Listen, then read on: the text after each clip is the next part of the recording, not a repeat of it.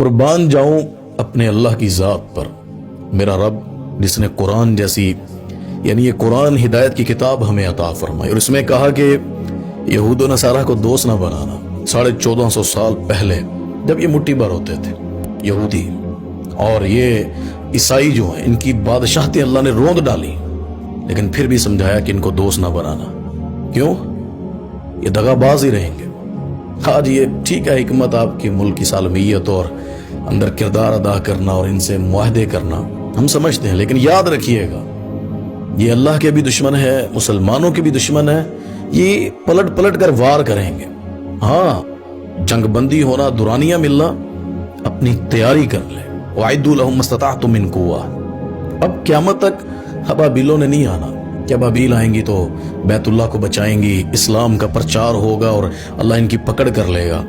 آ سکتی ہے، لیکن ان کے لیے جو میدانوں میں کھڑے ہوئے گھر بیٹھنے والے اور بغیر تیاری کرنے والوں کی مدد نہیں آتی ہوتی ہے۔ یہ اللہ تعالیٰ کا فیصلہ ہے، اور اللہ کی کتاب اس قرآن نے جو ان کے چہرے دکھائے نا یہود و نصارہ کے، اللہ کہتے ہیں یہ تب تک تم سے راضی نہیں ہوں گے جب تک تم ان کے دین میں نہ چلے جاؤ، یہودی نہ ہو جاؤ، نصرانی نہ ہو جاؤ، ان کی محفلیں نہ اٹینڈ کر لو، ان کے ساتھ نہ بیٹھنے لگ جاؤ، ان کی ہاں میں ہاں نہ ملانے لگ جاؤ، یہ تم سے راضی نہیں ہوں گے۔ یہ بھی یہ لالچ میں کوئی تھوڑی سی شیطانی وسوسوں میں یا ان کے شیطانی باتوں میں آ کر یہ اپنی پلاننگ کا رخ بدل سکتے ہیں، وفا نہیں کر سکتے آپ سے۔ تو اللہ کا قرآن جو ہمیں سمجھا چکا ہے، ہمیں اس پر عمل کرنا چاہیے۔ میں سمجھتا ہوں انسان کو، ایک لیڈر کو، آپ سیرت النبی صلی اللہ علیہ وسلم کا مطالعہ کر لینا۔ یعنی لوگ کہتے ہیں جی ہم نے تو یہ ڈرامے دیکھے، یہ ارطغرل اور بھی جو کچھ ڈرامے ہیں، ان کو دیکھ کر پتہ لگتا ہے یہ کیا کرتے تھے، یہ یہودی نصرانی یا یہ جو غدار ہوتے تھے کس طرح۔ یہ تو کچھ بھی نہیں ہے۔ اللہ سے بڑھ کر بھی کوئی سچا ہوگا کہ اللہ کہتے ہیں یہ تمہارے دوست نہیں ہو سکتے، یہ نبیوں کو قتل کرنے والے۔ یہ آپ دیکھیں، یہ اللہ کے نام پر اللہ کی اولادیں بنانا شروع ہو گئے۔ یعنی نصرانی اپنی کتاب کا، عیسیٰ علیہ السلام کا دعویٰ کرتے ہیں عیسائی ہونے کا، یہودی اللہ کے نبیوں کا نام لیتے ہیں، مسجد اقصی پر اپنا یہ حق بتلاتے ہیں، لیکن دجال کے ساتھی ہیں، لیکن یہ اسلام کے دشمن ہے، لیکن یہ مسلمانوں کے وفادار نہیں ہے۔ ان کے پیچھے، ان کی باتوں کے پیچھے آپس کا جو اخوت اور پیار کا، بھائی چارے کا رشتہ ہے نا، بلکہ ایک دیوار کی مانند جو رسول اللہ صلی اللہ علیہ وسلم نے کہا ہے، بلکہ جو اللہ تعالیٰ نے ایک جسم کی مانند رسول اللہ صلی اللہ علیہ وسلم کی زبان سے کہلوایا کہ مسلمان کیا ہے آپس میں۔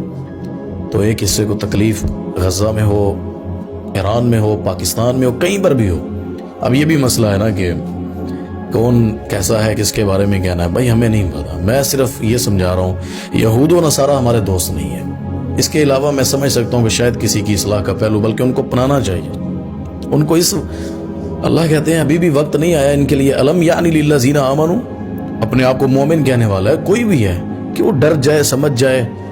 تو جن کو ابھی تک ہدایت کا راستہ نہیں ملا، وہ اپنا ٹریک سیدھا کر لے، یہ موقع ہے۔ وہ کوئی بھی ہے، ایرانی ہو، پاکستانی ہو، سعودی ہو، وہ اپنے دین کو پڑھے، قرآن کو پڑھے، سنت رسول کو پڑھے، اصحاب رسول کو پڑھے صلی اللہ علیہ وسلم رضوان اللہ اجمعین۔ زندگی ٹریک پر آ جائے گی، فتوحات ملیں گی، مال غنیمت ملے گا۔ اور جس نے نہ پڑھا، میں تو سمجھتا ہوں کہ دنیا میں شاید وہ مارا جائے یا جو بھی ہو، آخرت میں بھی اللہ نے بڑی سخت سزا دینی ہے اس کو جس نے اس قرآن کے فیصلوں کو مذاق سمجھا اور ان یہود و نصارہ کی باتوں کو سچا سمجھا، ان کا ڈر دل میں رکھا، اللہ کے فیصلے اور اللہ کی باتوں کو اس نے بے خوف ہو کر بھلا دیا۔